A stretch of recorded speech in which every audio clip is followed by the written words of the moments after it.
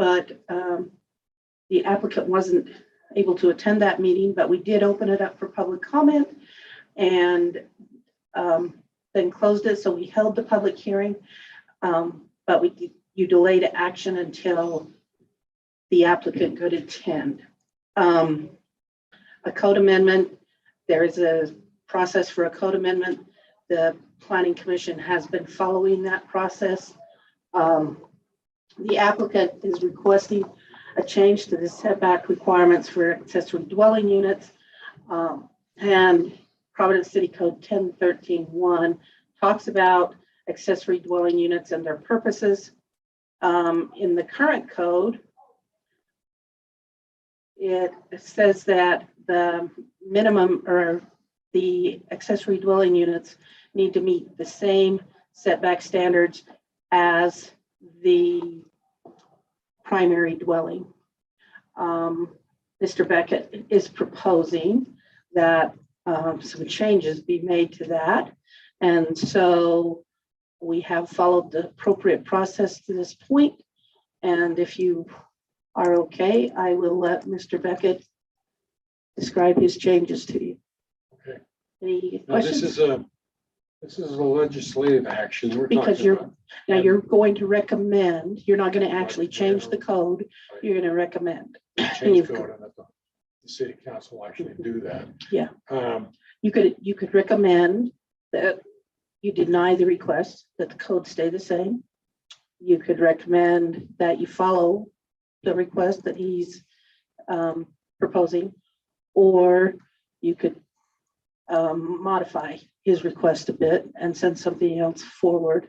And then, but again, they're just recommendations. It would be the council that actually changes the code should they choose to do so. Okay. Now, didn't we have a discussion last time Mr. Beckett was here about the changes? And didn't we go ahead and start making changes? No? We had discussion, but no change. we haven't actually made any changes yet. We had to go through the process and get all the steps in order. And it's just taken us a few meetings to be able to accomplish that. But we're at that point now. Okay. So Thank you, Scott. I did have one question. Does this affect any current landowners that may not be in compliance with the code, that it would bring them into compliance if the recommendation were accepted by the city council? not, let me put it this way. There may be some out there that I don't know about for sure, Fair response. that if this happened, then they may be in compliance, but I can't say for positive. Well, what about Mr. Beckett's application? His application was to change the code, Right. but if we change the code, does that grandfather his existing in? If we change the code, then the new code applies. Starting today? Starting when the council adopts it. Yes, but so he hasn't, his building is where it is, but he hasn't created his accessory dwelling unit yet because he knew he wasn't in compliance. So now he can come in and actually submit his permit to carve out no more than 1,200 square feet of that building for an accessory dwelling unit, because there's a cap on the size of the accessory dwelling unit itself. Thank you. Okay. But yes, though, to answer your question, if there are some out there that they're probably still non-compliant because they haven't come in and got the appropriate building permits and whatnot. But if they were to come in and say, I want to get compliant, and their building was a legal detached building, and you change the codes the way Mr. Beckett's recommending, then they could be compliant if they came in and got approvals.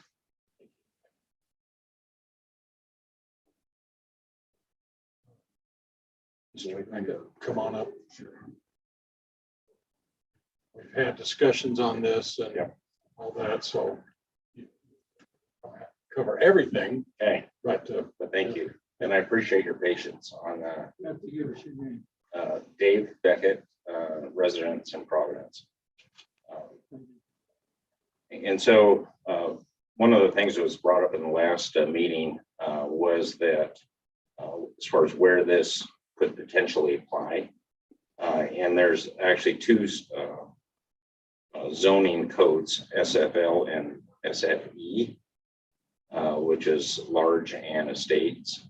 And I recommend that we make the change for both of those, and maybe, and I'll leave it up to you guys as far as if you think it's viable for some of the other zonings that are out there. The rear setback is really the primary one that I'm trying to get changed, which is right now for principal uses at 15 feet. And I would like that to go to either 5 or 10 for those two larger areas, SFL and SFE. And I think that would be a viable thing in encouraging residents that are putting up a building, a detached accessory building, that would allow or permit accessory dwelling units to be built in those. And so that's the proposed change in a nutshell. I don't know if there's anything else I need to do other than make sure I attend the meetings. So I apologize for No, making it. we may have some questions for you. Sure. Questions? So we don't have any questions for you. I do. I'm just curious on a couple of things, but go ahead when you're finished. No, you have questions for Dave? Yeah, I do. Yeah, go ahead. So my understanding on the setbacks is that it's a buffer zone for some noise.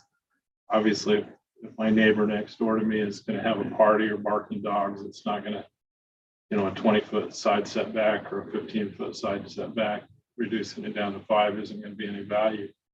But was my understanding that the primary reason for the setbacks was to keep some separation from structures next to each other. Other than a 5-foot setback, isn't that considered pretty close to the property line? To 5 foot is like real close. My building is actually between 12 and 14 feet away from the property line. And when I was actually doing it, as far as getting the original permit for the building, they were saying, oh yeah, the setback's currently 15, we're thinking of going to 10. And I thought, well, you guys can't make up your mind. And so I wanted to get the building done. And so I went and put it at between 12 and 14. And now I'd like to put an accessory dwelling unit in it. And I'd rather be in compliance with the code. And so that's why I thought I'd put the request in to make the change. And I think, that. and with my neighbors, I bet I have minimum with the closest neighbor 50 feet, maybe even more. I've never measured it, but I bet it's a lot more than that. So, Thank you. Yeah, part of the discussion was that there was some ambiguous numbers in the code right now. And that's really what we're addressing here, is to get away from that. Based on the code, you could read one piece of code and it was telling you one thing, one piece of code was telling you another distance. correct. And so that's what actually brought you forth. to Yeah, and fill an that's a big application. thing, because I was seeing 5, 10, and 15 were the 3 setbacks for the same rear setback. Right. Depending on, like if you had a multifamily unit, it could be 10 as an example. Okay. Or if it was just the plain building, I could put it at 5. Okay. Any other questions for Dave? David, thank you. Thank you. Stay close. Okay.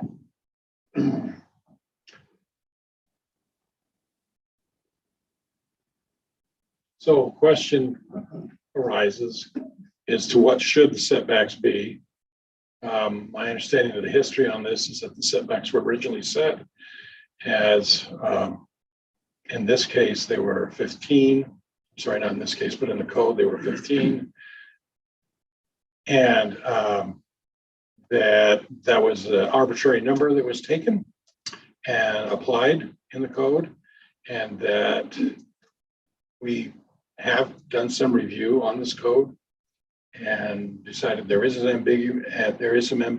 ambiguity, and that we need to get rid of the ambiguity.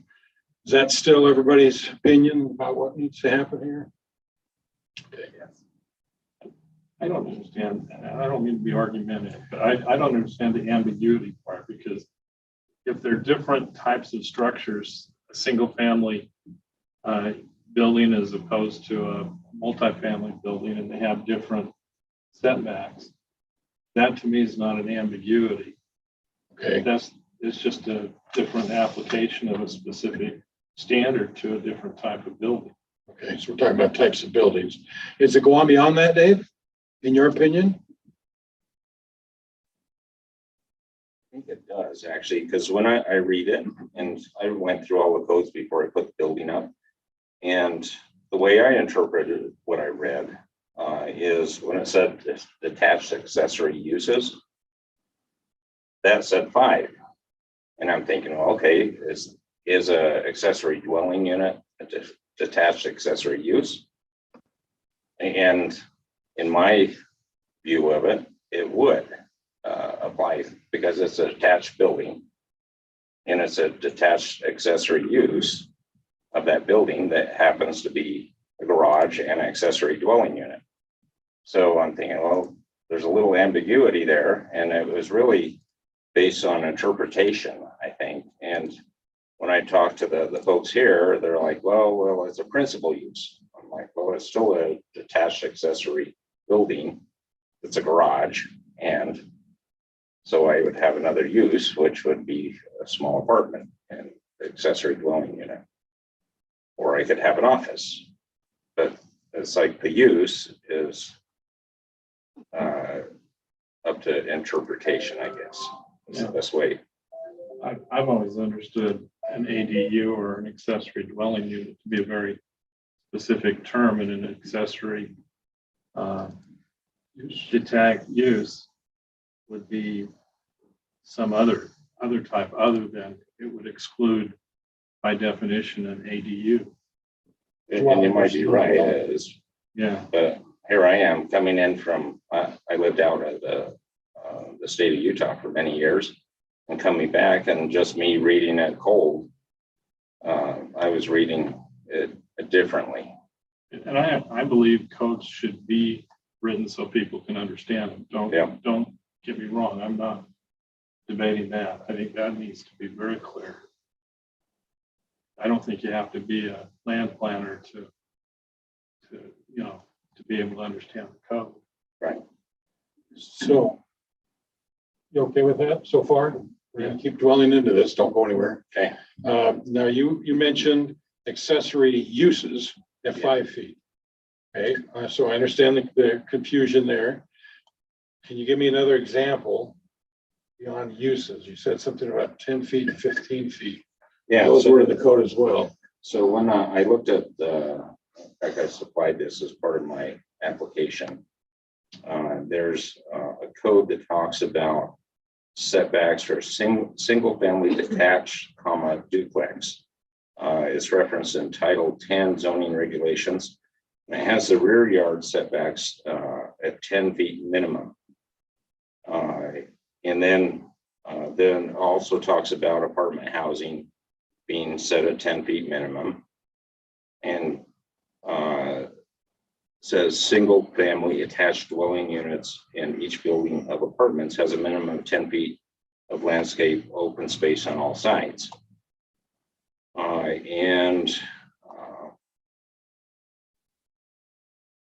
There is I'm trying to remember if I typed this up or it came out of the codes, because I tried to actually quote the codes in my submission because it was a little perplexing to me as well. Okay, so one of the other one I'm looking for is the 15-foot. And I believe this 15-foot setback is on a single family home. Is that correct? That's the newest setback for when we recently changed the setback codes. I don't know, has it been 6 months, Ryan, or however long ago when we changed the setback code? It was agreed that a principal structure in a residential, a single family residential zone would be, or a single family zone would be 15 feet. So that's a separate ADU or an No, attached? that's the principal structure. And then in the ADU code, in the chapter that talks about ADUs, that's where it says that the ADU must meet the same setbacks as the principal structure. So that's, and to maybe help with some clarification, the section of the code that Mr. Beckett was referring to just a minute ago with the 10-foot rear yard setbacks, that's out of our life cycle residential zone. So that's very specific to that zone. It talks about alleys and if you're on a street or if you're on an alley and yards from that. And so I can see why if you just did a code search and it popped up those different codes and you didn't realize that you were in different completely different chapters regarding completely different zones, I can see how that could be confusing, but that's the difference. Those zones in that life cycle residential, since that's a zone that mixes different types residential structures, there's a little bit of different zoning that goes, or I mean setbacks that go on in that one, and they're also private community. So I actually found one other section in my Go ahead. write-up that if that is beneficial. It says accessory buildings may be placed no closer than 5 feet to the rear property line in residential districts, and that says see section 10-9-6 of this said title, and no closer than 10 feet in non-residential districts, reference 10-8 rear parentheses rear yard, can't say, section D, number 6. So there's another reference for some of the ambiguity in my mind as I read through the city codes. I ask a question about this Sure. building. Is it where it is because of land problems? No, I originally was thinking of putting it at 5 feet because I had plenty of space. I'm on a half-acre lot, Okay. so I had plenty of room. And the way I positioned it, because I have 2 garage doors, I need enough rotation room to get the vehicles in and out of the garage. So that's sort of like the happy medium. And I wanted to also comply with the city. So if I decided to go to an ADU, that I could do that. And that's when they were still having a discussion on the setbacks. And there was talk of them going to 10. So I thought, well, I'll just go somewhere in between 10 and 15 and hopefully I'll get it close. I was hoping they would go to 10 and I don't want to have to worry about it.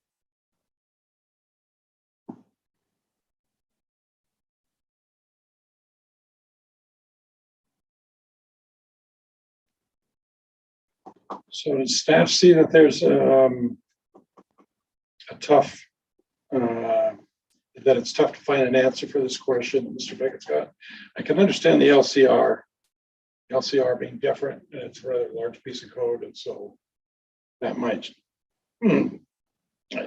we all do research, and I can understand hitting and missing, but it sounds to me, and I'd like to get a confirmation from staff that it could be 5, it could be 10, or it could be 15, based on who's reading the code, or is that fair to say? Ryan, Scarlett, you guys want to address that at all today? Is there a definitive issue? I would say my understanding first. Sure. First, you have to identify the type of building. Single family, or an accessory dwelling unit, or an accessory building. And then you go to that section of code and you find the setback. So I don't think there's an ambiguity in terms of of what it is. If anything, we probably need to make it clear that the process is what you do. But from my perspective, the issue is, do we want to recommend for an accessory dwelling unit 10-foot setback from the current 15? And what are the advantages and disadvantages to the neighbors if we do that? Because I think the accessory dwelling unit code is clear. If you know you're dealing with an ADU or an accessory dwelling unit, it's 15 feet. Anyway, if I would, I'm wrong, I would agree with that, with one extra piece, and that is that the question of converting a accessory unit into an accessory dwelling unit becomes, well, does the code foresee that conversion to occur? And if it doesn't, should it? And I guess that would be, I agree with you. I don't believe that the clear cut of, if it is a accessory dwelling unit or was expected to be accessory dwelling unit, then the numbers are clear. That's what I believe. I believe that the confusion that has been added is that it was built as an accessory unit or accessory building and now wants to be converted into something it wasn't built for. And the question is it wasn't built for this, it wants to be converted to this. Is that, how do you treat that? Oftentimes you would say, you know, if you built a agricultural building and you wanted it to be used for a commercial building, do you fit under the building code of the agriculture or commercial? let me make sure everybody's on the same page on what you're saying, okay? Sure. In an agricultural building, you don't have a four-way inspection in terms of electrical or plumbing, and it's not built for habitable. If you all of a sudden you want to convert an agricultural building to something else, you've got to bring it up to the building. So You're correct. That's what I meant. And I didn't include all of that detail. yeah, You're very good. Yes. Right. I'm not so sure everybody understood that. You and I No. were. No, Well, I think that's very good clarification. Thank you. And Mr. Beckett, you don't have any problem meeting the building code? No, in fact, I built it so it would comply. I'm pro ADU. I think it helps out with families. The question in my mind is an appropriate setback for an ADU, which is going to be a residence, 10 feet or 15 feet. Okay, and I'm gonna, my angle on this whole thing, where Scarlett and I met 23 years ago, was on an issue that I went to the city and asked a question on, because I was buying a home, buying our first home here in Providence, and it was not clear at all. So I understand where Mr. Beckett's coming from, that there is some confusion, and that you want to tell me there's confusion? I can agree with you. And that, do we need to straighten it out? Can we help you straighten it out? I believe we can. But we were in a legal battle for 7 years. It cost us a lot of money to get it all straightened out. And I put some of that blame on the city. Put some of that blame for not hiring an attorney like Joe to make sure that it went better. But we did finally settle it out, and that's just my point of my frame of view on the topic. Right now, as it's used in the building, it meets all code, doesn't it? Yes. Yeah, so It's just when you want to make this conversion, it no longer meets code. My question is, rather than go playing and making code change or make a variance for this, because he's making a change in the building use. I believe Scarlett actually mentioned that on one of the times they came, that is a viable path as I far think as that's for a the- variance. What do you think, Scarlett? difficult standard to meet. A variance is a very, very difficult standard to meet. One of the criteria, and I should pull the code up so I don't misphrase, but Joe, you correct me if I'm wrong, but it seems to me that it can't be man-made. Can't be a situation that you're creating Yes. yourself. Yeah, that's it. And so that makes it a very, the other thing, Rowan, it's kind of like a few, well, maybe a year or so ago, you had someone come and talk to you about window wells. And during the course of the conversation, rather than doing, there were so many that may fall into that. It was, should we change the code? And that's kind of what we have here. I don't think it's kind of like Joe said, I really don't think that Mr. Beckett is the only person that has a building that could have a portion of that building converted into an accessory dwelling unit that is built compliant to what it is now, but the setbacks would not allow it. So I don't think that a variance would be the proper way to go. There's 5, we just learned this 2 weeks ago in the planning district. There's 5-part tests that, and all 5 circumstances have to be met. And the burden is on you to prove that they're all met. And they include things like literal enforcement of the ordinance would cause an unreasonable hardship for the applicant. That it's not necessary to carry out the general purpose of land use ordinances.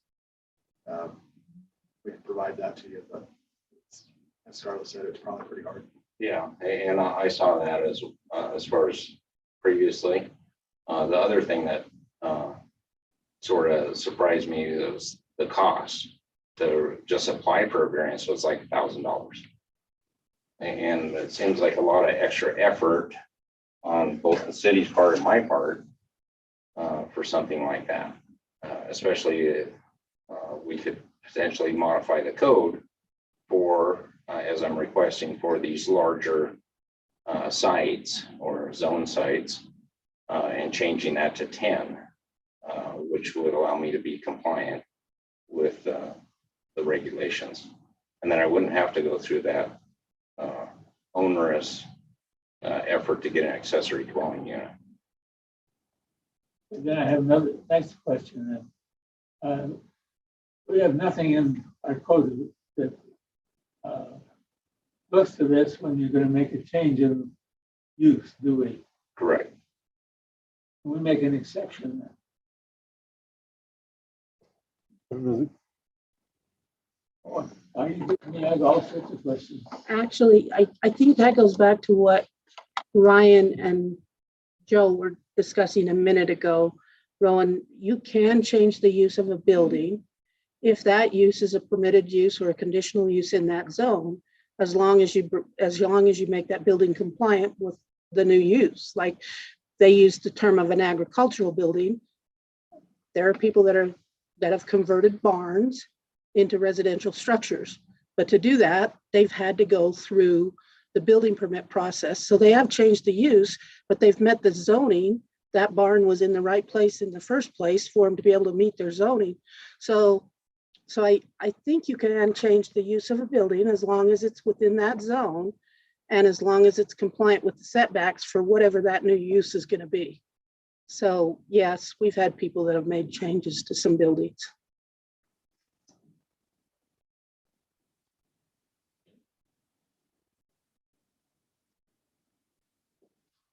I believe part of our responsibility is to make sure that this happens as few times as possible in the future. Obviously, we don't want to spend this kind of time, on every time that somebody's got an ADU concern or setback concern. Suggestions on how to resolve this? Mr. Beckett seems to understand what he got himself into.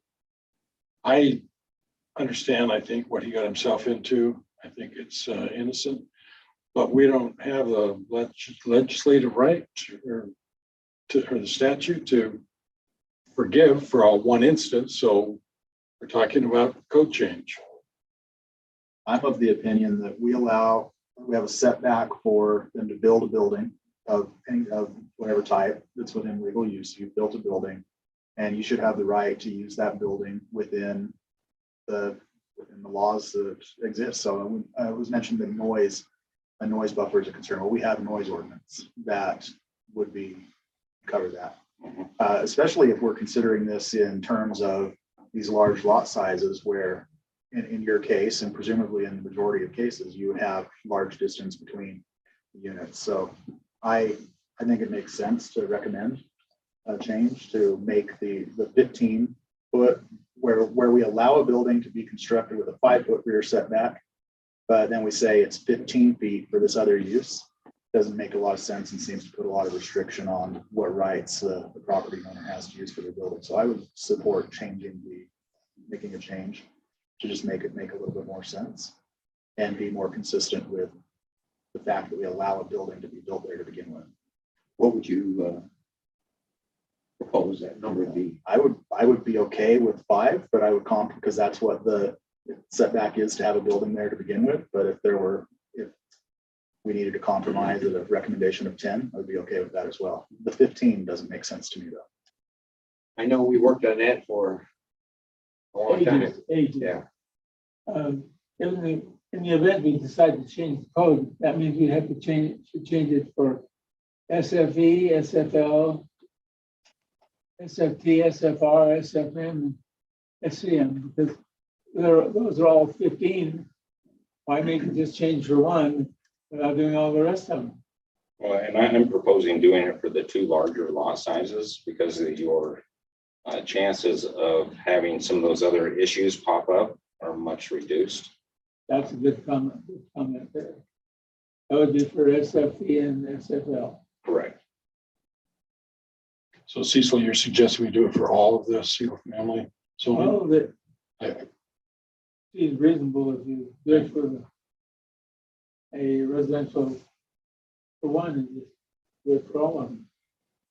Let me just, can I read to you what the current ordinance is? I understand it. And if I've got this wrong, staff, please correct me, but I'm looking at 10-13-9, which is underneath the accessory dwelling unit chapter of Title 10, I guess. It says new ADUs, accessory dwelling units.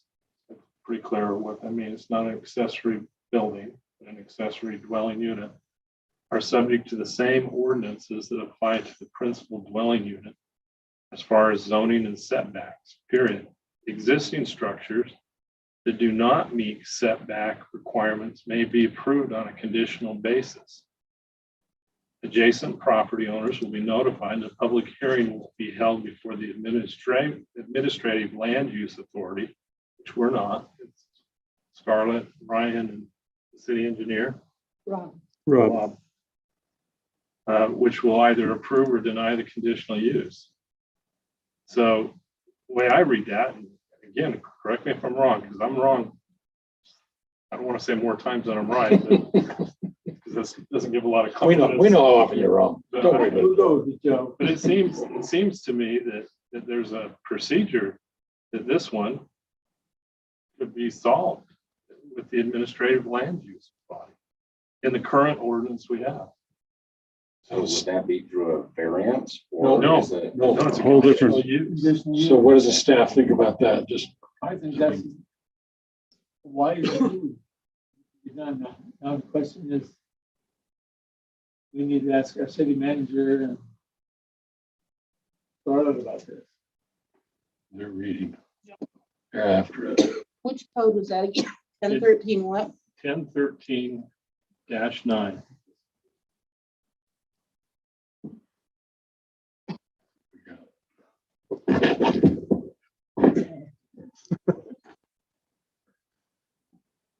It appears to me that the body that adopted this ordinance anticipated this situation and provided a procedure to mitigate it. And that was just 3 years ago. And I think this conditional use is a good.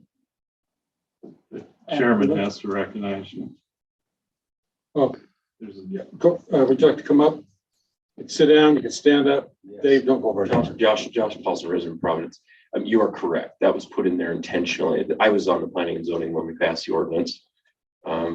everything you said is accurate, and that was the reason for that being in You there. call my wife and tell her that. So and just for point of clarification, well, it wasn't just noise. We felt that the privacy that's a function of distance as well as smell and other stuff would be the expectation of when I built my home, there would be this much distance would be maintained in perpetuity, and wouldn't be changed. So those rights of the existing landowners would be taken away. However, we did acknowledge that there would be instances where buildings would need to be converted, and that would make sense. So that was the reason that was in the code. Yeah. And just to bring you up to speed. Thank you, Josh. Thank you. That we learned at the training meeting 2 weeks ago, a conditional use permit allows the administrative land authority, most times in the planning commission, that's been taken from us. In this situation? Yeah, in the county, it goes to the county planning commission, that Providence City had the right to do it. We don't have to do it. But then they look at it and they look at the conditions, and a conditional use permit has to be granted unless, under state law, unless there are absolutely no conditions that could be imposed on it that would not mitigate the anticipated problems. And I would think that it'd be very easy to propose conditions on this that would meet it. Now, one point of clarification, maybe Scarlett's going to make that, but it has to be in the use chart. It has to be listed as either permitted, conditional, or non-permitted. And so there is some conditions or pieces and checks that go in before it can go that way. And I understand, but it says existing structures that do not meet setback requirements. An existing structure may be approved on a conditional basis. So I agree with what you're reading. I agree with what Josh said. I think, unfortunately, there's a piece of this code and we probably want to change it. It should have said existing structures as of February 2019. Otherwise, we can have people come in at any given time, put a detached accessory building on, wait for a year, say it's an existing structure, and come in and get a conditional use when they knew the setback rules up front. So I think I agree with what Joe said, but I don't think that was the intent of I think the intent was to help people that had already built buildings, not knowing the new rules for accessory dwelling units, be able to make those buildings legal accessory dwelling units, but from there on out. But that's not the way this code reads. So I think we need to either accept the fact that we could get buildings that were built knowing what the new rules were, but wait their time and then come and convert them afterwards and call them existing, or we can change this code a little bit. Probably. What do you think? I think that the date's not in there. Right. And although the intent was that as of 2/12/18, in Mr. Beckett's case, he's entitled to the code as it exists today. Yeah, that's why I'm agreeing with you. I'm just throwing that out there, that we still may want to, which would require a new public hearing, and because it's a different proposal, but Okay. we still So want to. in this case, we now understand that Mr. Beckett can come to staff. What do you call that body again? Administrative land use. Okay. Administrative Land Use Authority, and ask that he be forgiven of his No, grievances? no. That the building be approved at the 10 or 12 foot, whatever it is, subject to the conditions that the Administrative Land Use Authority thinks would mitigate whatever problems the difference between 15 feet and 12 or 13 feet are. So I'm ready to make a motion when you're Great. through discussing. I don't want to cut off Great. any discussion. So I'm seeing that Mr. Beckett may have an avenue here in that regard. I also see that that Scarlett has got a point, and that is something that we need to, a code change. I think that's where the code change needs to be. Only if you think that's a problem. I mean, maybe it's okay. I'm just pointing out that if we call it an existing building, it could open a Pandora's box a little bit without a date that says buildings that existed as of such and such date. Because oftentimes when you change zoning codes, you do that. But we didn't finish it out like we should have, so. Well, it's a work in progress, please. Feel guilty. But it is the way it's written, and we need to live by it. And maybe that's okay. I'm just saying, whatever you think. That we go ahead and leave the code the way it is. We take the proposal, and listen to the proposal that Joe has, Mr. Chambers has, and then we address this again. And if it's going to become an issue, then let's stop and change the code in this regard. So that would be my hope. Now, you've got anybody else before we see a motion? Oh, come on up, I Dave. actually have a couple other thoughts. Careful. One, yeah, You just still a have a lot of couple. problems here. Don't go punching something in the middle. Well, I think the overall goal is to get people in the city of Providence to have accessory dwelling units to address the housing problem. And so you want to make it easier, not harder. That's probably the first thought along those lines. And I think having, if you do change or don't change the code, sometimes it makes it harder when you change it, or maybe it makes it easier. In this case, if you made it 10 feet for the larger lots, I think that makes it easier for those that are in that category. And then if you keep the conditional use permit option in there, I think that allows you to address things on a case-by-case basis, which is ultimately what you want to do when you're a city and having these accessory dwelling units. I know when I was talking to the county, they're like, we don't approve those at all, except for the city of Providence, is what they told me. And so you have an exception here, and you're trying to comply with what the state is trying to do. So I guess my bottom line statement is try to make it easier for people to do it so you can achieve the goals with restrictions, obviously. So that's all. Okay, thank you. Would you like to make a motion? Yeah, I'd like to make a motion. I would move that we recommend to the city council that they modify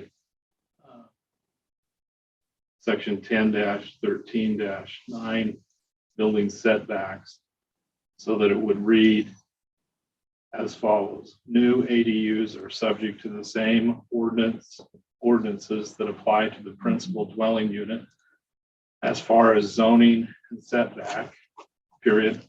Existing structures as of February 23rd, 2022 that do not meet setback requirements may be approved on a conditional basis, period. Adjacent property owners will be notified, and a public hearing will be held before the Administrative Land Use Authority, which will either approve or deny the conditional use in accordance with the conditional use process, period. Okay, I'll second that motion. thank you.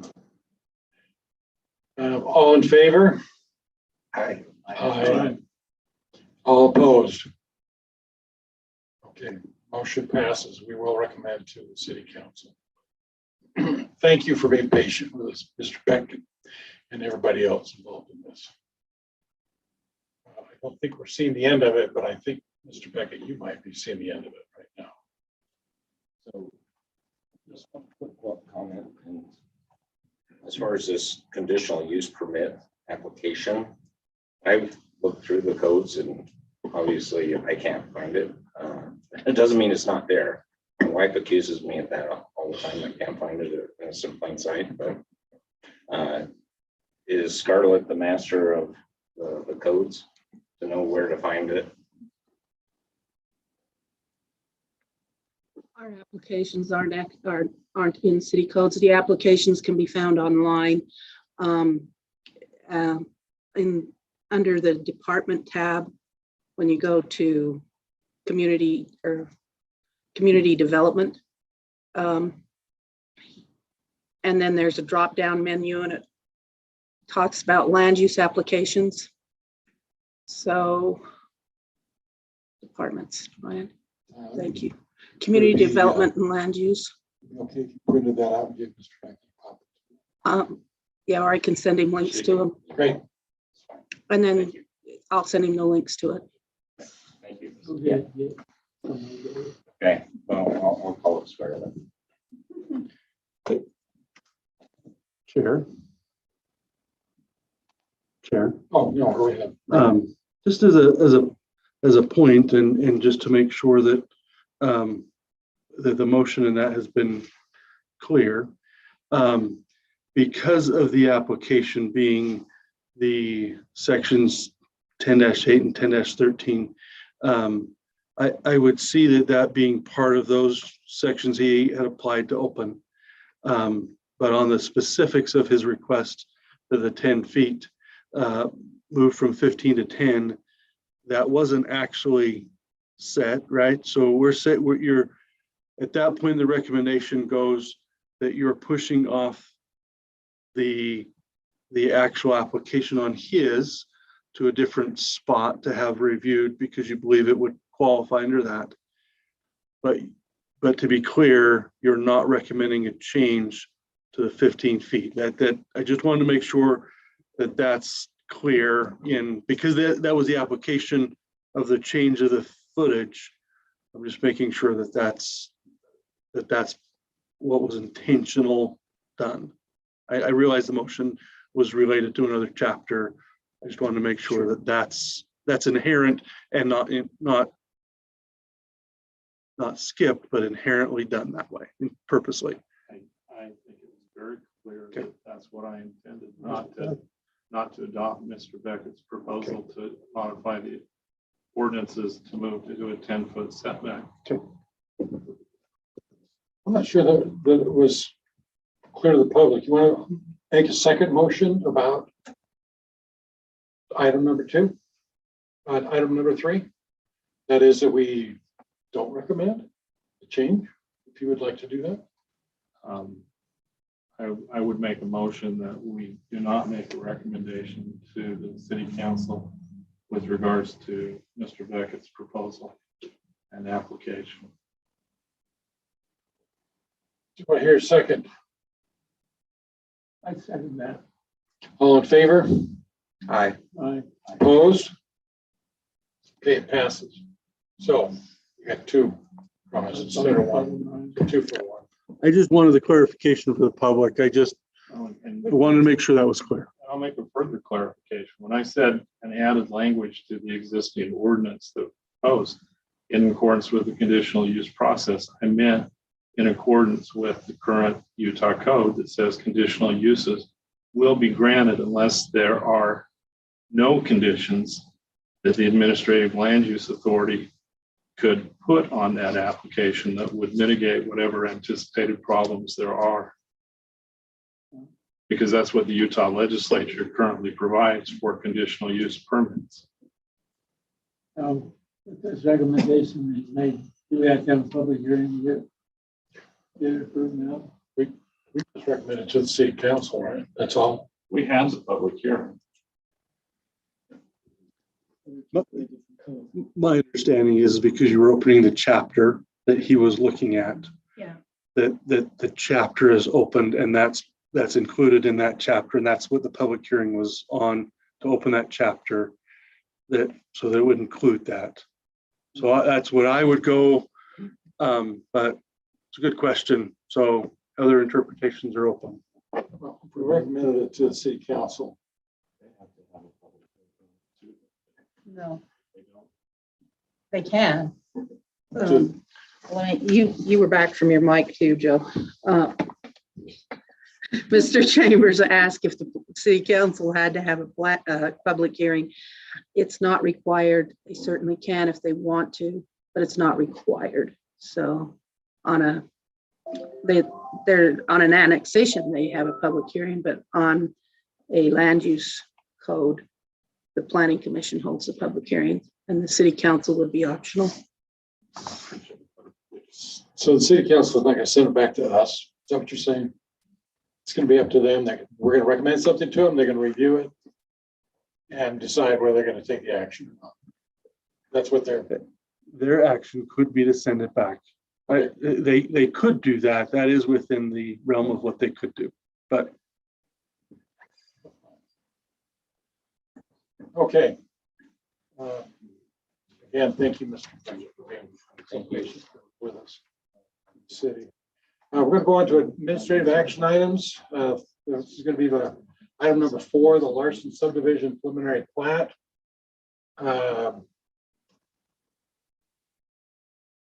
Scarlett, do you need to make any comments before we ask Ms. Larson up?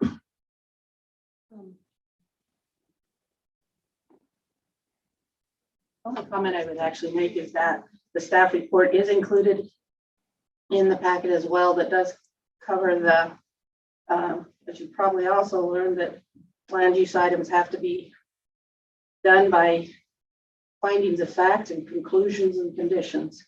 And so our staff reports are the way that we work those into the meeting. And so this report does have findings of facts, conclusions, and conditions in it.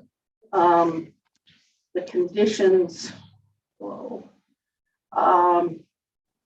that are ongoing, the one that I really like to read to make sure that we cover all our bases and the applicants understand is that the applicant will continue to meet all relevant federal, state, county, and Providence city rules, laws, codes, ordinances.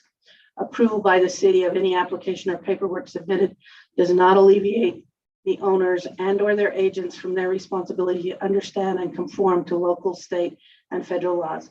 Providence City's approval is not intended to and cannot be construed to allow any laws to be violated. So if they misunderstand what they are doing or they misunderstand what we approved and they feel like it gives them the ability to do something that's contrary to the code, it does not. We can't legally do that. So that's what that condition is. They need to be aware of the rules as well.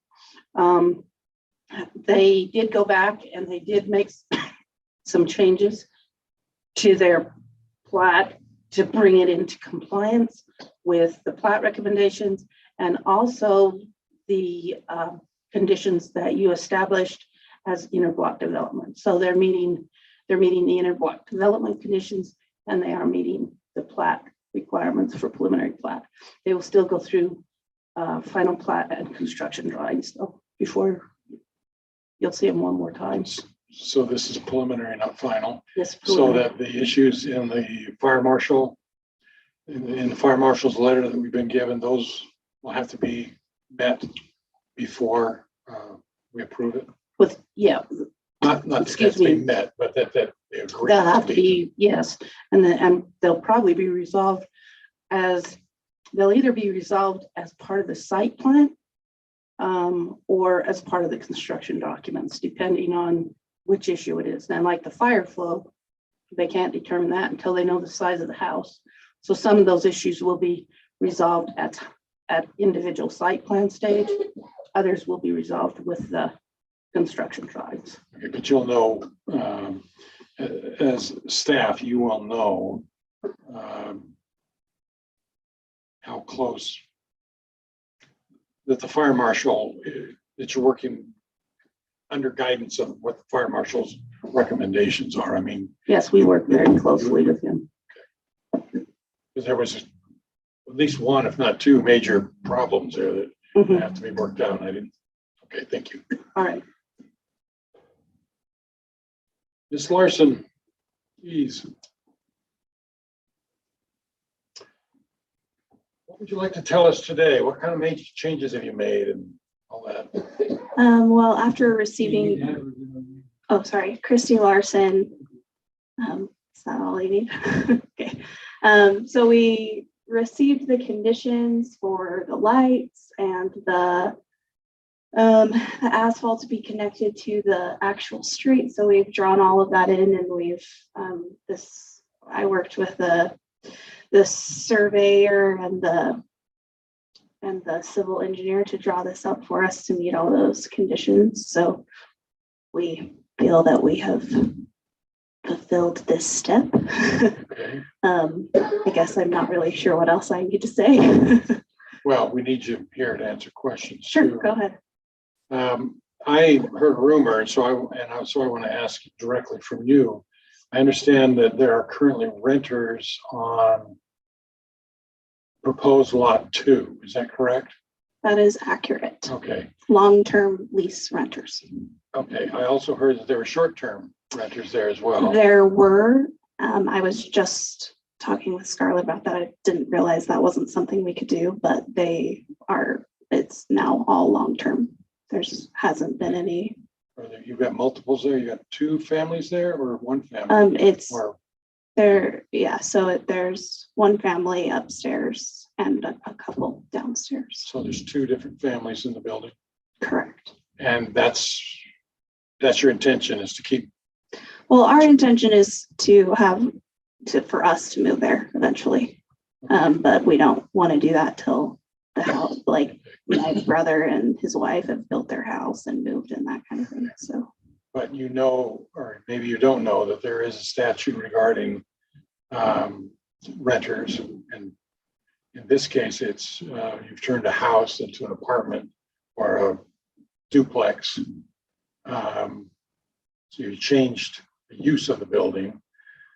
And not typically, but I believe the code states that you've got to live there. You're going to be the primary residence there if you're going to have another family living in the building. I did not know about Is that. that correct, Scarlett? Yeah. Okay. I'm sorry, when we were chatting about that just before the meeting started, and it was my understanding that there was only 1 family living in there. The code Providence City was ahead of the game on allowing accessory apartment units that the state now says we must allow. However, you can make the state code allows cities to make the stipulation that one of the units be owner occupied. And we do have that stipulation. So you can only rent a home to a single family or up to no more than 4 unrelated individuals living as a family unit. Or you can have the owner and they can rent an apartment unit out of it as long as the owner is living in one of the units. Okay. So does that fact have any, Scarlett, does that fact have any bearing on this preliminary plat Well, application? she needs to bring her tenant structure into compliance, but no, that's a different issue. So as far as the subdivision itself, the plat works. What's happened is she just needs to bring the use of that 1 home into compliance by either renting it to just 1 single family that meets our definition or occupying one of the units as the owner. So having 2 different families in there is not going to affect the proposed driveways and how they use them, because we're talking about another family now. I thought the driveways were to handle 2 homes. No, well, right, but no, that whether they subdivide or not, that use has to become compliant. So that it's an independent issue. Even if you didn't subdivide, we would have to tell her that this is the way in Providence, this is the way we allow accessory apartments. No, that's fine. I'm sorry. Nope, you're okay. I think I'm done. Okay. I mean, for now, you know. Okay. Okay, so Ryan, can you get this thing with Okay, let me get this. Which house are we talking about? Um, Okay. Okay, now what we're looking at is preliminary plat, which is not housing. But I am curious, as a member of the commission, as to how many people do you expect to live on these 3 lots? How many units, how many rentals, how many? Can I ask that question? You don't have to answer it, but that's a concern Sure. that I've got. So the plan has always been for me and my husband and my 2 children to live in the existing home, and for my brother and sister-in-law to live on lot 3. They have 1 baby. I don't know if they'll have more by the time this is done. My parents on lot 1, no children living with them. Okay, so you understand what we're up against here. We could talk about this, but what we're trying to approve today as a preliminary plat has nothing to do with houses. But what you've been doing in the past and turning that single family home into a duplex makes me wonder what could happen. Because you're not required to do that plan that you just suggested. You understand that? You can tell us what you're going to do, what you hope to do, but you're not required to do that. You could do anything that's legal. Sorry, I guess I'm not following. Okay, so So you asked how many people I think will live there, and the answer is 6 adults and 3 children, and then we would live there with the accessory unit, which is legal. And so perhaps, I mean, it's 1 bedroom, so we're talking maybe 2 more right, adults. that's it. If it's an owner and a renter, it's fine. That's code. Right, so that's why we did it, is because we anticipate moving there. But but the whole reason that you're on the docket or on the agenda today is to split the land up and get approval, preliminary plat approval on the way the land is laid out. It has nothing to do with the homes. Sure. But as soon as we do this and we go through and we do a final plat and we allow the final plat to go through, you can do whatever's legal you want to this. So if you want to move the lot 3 and your parents want to move to lot 2 and all that, doesn't matter to us. That's your right. But so we're just here tonight to discuss, and not just discuss, but we're here tonight to approve or disapprove the preliminary plat. Okay, any other concerns or questions about this preliminary plat? Just trying to see, I know last time we had talked about the maintenance of the driveway or There's an easement in there that I've completed. sorry, it's just a scan through. No, you're good. But yes, it is addressed.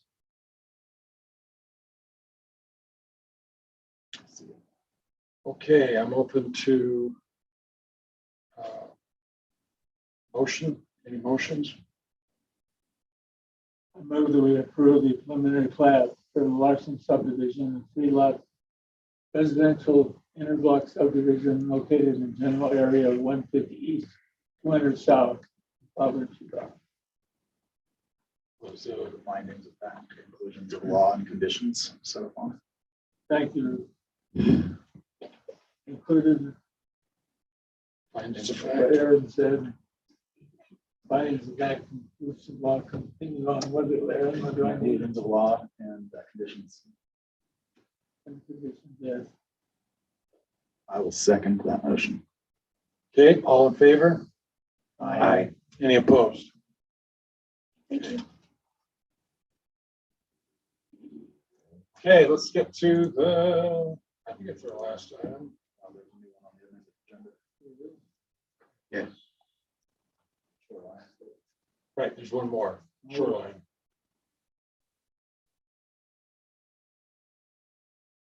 Shoreline Estates. Would you like to comment on this one at all, Scarlett? Bring us up to date.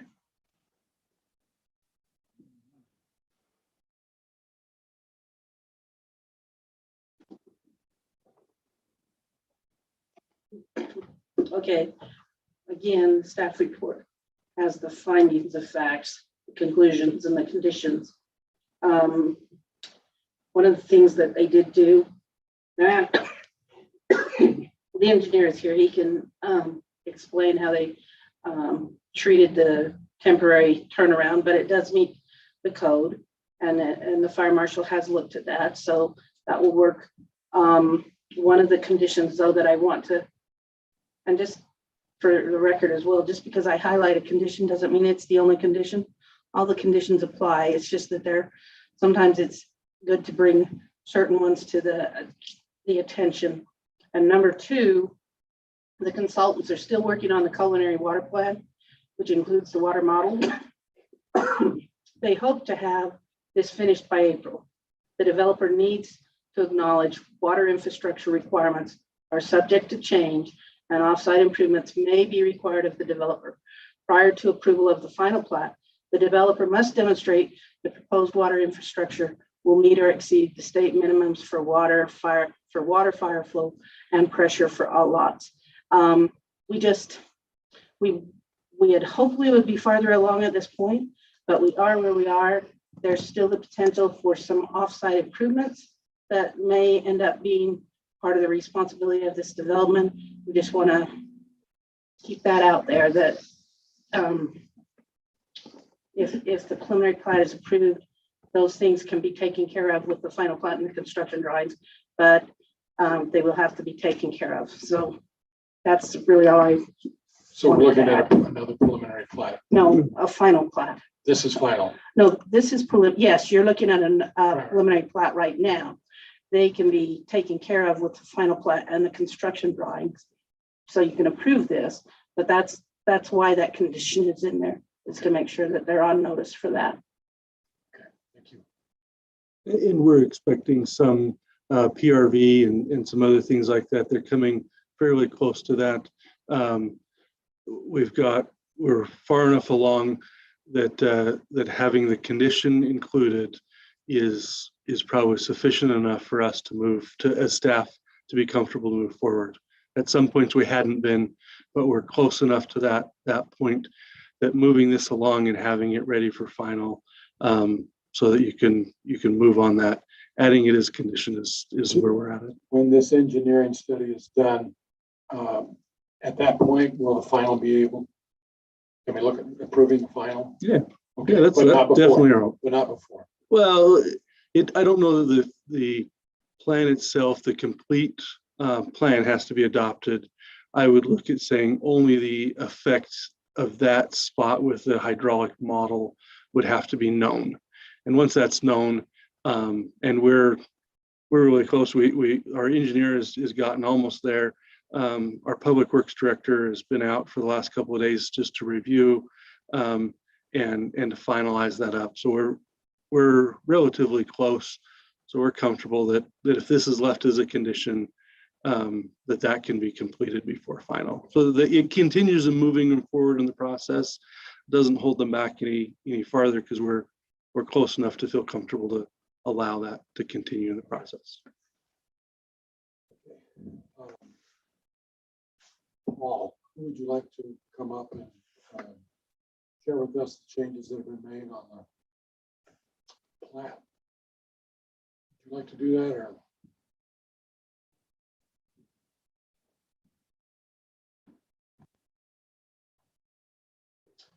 I'm Steve Earl, the engineer for the project. Steve, you want to give us a rundown of what's changed on this? We could guess. Primarily since the original plat, this is for the amended plat for phases 2 and 3. And so the primary changes, we added 8 lots from first time that this plat was approved as preliminary plat. 8 lots across the north end of the property, which was additional property that was acquired. Okay. And you've done away with the cul-de-sac request? We did away with the cul-de-sac request. We're showing a dead end road that would dead end of the Waterson's property for the furthest east road. And would you like to share with us this turnaround that we don't see very often, what it's all about? So we are Due to the topography and everything, we came up with a configuration for a hammerhead turnaround that's within 150 feet of the end of the street, and we're just proposing that we turn around on an easement between two of the lots on the west side of that road. As we've kind of shown with the crosshatch right there. I did discuss that with Aaron Walker, and he said that was perfectly acceptable the way we're showing that there. We felt that would also serve a purpose that for snow removal, because this is a dead end road. If the snowplow just wanted to pile snow at the end of the street, that would allow for that to happen. And it should actually work pretty well in that regard. Okay. And you're okay with the culinary water issues that are outstanding and how you get to handle them? And Yeah, and that's completely an unknown for us still, but we understand that's been the Right. concern and the holdup. it sounds like you have hope, but we don't know. Yeah, we don't know. Okay. We've spoken with Stephen Wood Stephen Wood. a few times, and he seems optimistic, but we don't really know what his findings are going to be at this point. Okay. Questions, concerns? I got one. So we need to update the map to show that turnaround? It's on the map. It is. The map that we're showing here? Yes. You see where it is? All right. This is gonna be right here. Gotcha. So that's what we're gonna turn around. So we're gonna hammerhead it. Yeah. Private property and all that stuff. Thank you. So that the hammerhead, is that what you call it? Uh-huh. This one's a hammerhead. So the hammerhead is on private property. It is. But It'll be in it's a, easement. it'll be in an easement. And it'll be a concrete pad or whatever that's there. Correct. Okay, so that you can meet the fire requirements. Correct. It'll be restricted, so nobody can park on it, and Oh, okay, so you're gonna have to have some extra signs. we'll put some extra signs there. Yeah. And the crosshatch shows us where you back up, where the 3-point turn can be made. Correct. Okay, Correct. anything else? I have one question, but it's not subject. I'm just curious. Is that a temporary thing that when the road goes through, that it passes back to the landowners? We plan to have that language on there that when the road continues through, that easement will be automatically vacated. Any motions? I'll make a motion to approve the preliminary plat, subject to the staff reports, findings of fact, conclusions of law and conditions. I'll second that. You're talking about for Shoreline Estates, for 2 and 3. Yeah, the item under consideration. Okay, and we've got a second on that, so we've got Joe Chambers has made a motion. Bob Perry has seconded the motion. All in favor? Aye. Any opposed? Okay, carries. Make a motion to adjourn. Can I, before you do that, I just want to make sure that Tyler gets my 3 hours that I had 2 weeks ago. I'll go back and listen to it a couple times. No, on the record. Oh, For the that, all for your training. The training, yeah. Did you all go to that training Tyler a couple of weeks? and Brian, we were at the same meeting. All right. So if you just get that so that I don't get a letter from the state of Utah saying that I'm out of compliance. You could have thought of it. Okay, so I second the motion. wait a minute. Can't, I haven't asked for a motion. You can motion all you want, but I'm not gonna. I want to make sure we do this right because Michael's gonna ask me lots of questions. I want to make sure I can answer them right. Okay. Unless there's anything else that we'd like to discuss, we'll go ahead and accept Tyler's motion and Cecil's, Rowan's second. All in favor? Aye. Opposed? We're now currently adjourned. I'd like to thank our council liaison to the